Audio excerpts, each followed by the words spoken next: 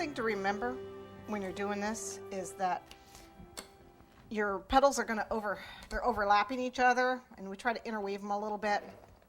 See how I have this petal over this edge and this petal overlap that edge, and then they get kind of a little bit, kind of like a spiral. I just keep going around in a spiral. Just remember that you need enough fondant down here when it overlaps, because they come down like this. So if this petal goes down, they're going to have a little open spot. You can just take a little extra piece of fondant, just stuff it in there. There's a few places where I did that in here, if you want to look, where I didn't quite have enough fondant from the previous petal, and so I just put it in here. You're not really going to notice it too terribly much. I just filled it in. But I just want to warn you ahead of time, just fill it in. I don't think anyone's really going to know. Just try to keep it. But they get bigger as we go. They do get bigger as we go, and I'm still pinching the top edge to keep the top edge thin. And I'm getting to the point where it overlaps in the fondant a little bit, so I use a little water on the fondant. I don't need it where the buttercream is, but the fondant. And I'm just overlapping it a little bit right here.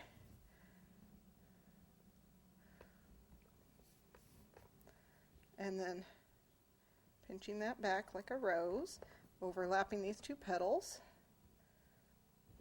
at the join, curling that petal back. Just kind of cut out, they almost look like, I don't know, footballs, long footballs or something. So the top half of the rose is what it is. It's what I'm trying to, it's how I figured I'd do it. But I didn't need the whole rose petal.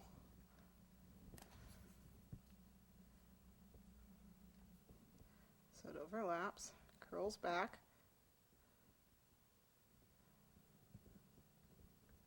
See, I'm okay there. Let's see how it goes. It goes like that.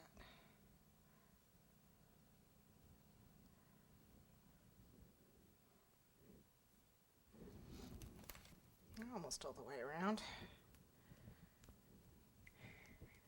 And the nice thing is you don't have to do petals all the way down to the bottom. You actually only do petals until about the middle of the midsection. So we basically only have one more row of petals to do, and then that's it. Those petals will go all the way down. We'll cut and they'll go all the way down.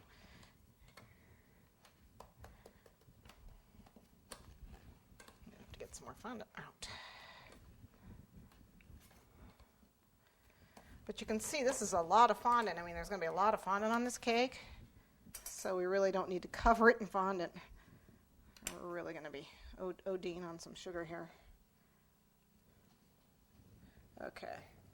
So it's going to overlap this petal and that petal, and I'm not sure I'm going to cover that. If I don't get that covered, what we're going to do is just add a little bit of fondant there. As it looks like I missed a little spot, just cut that a little short.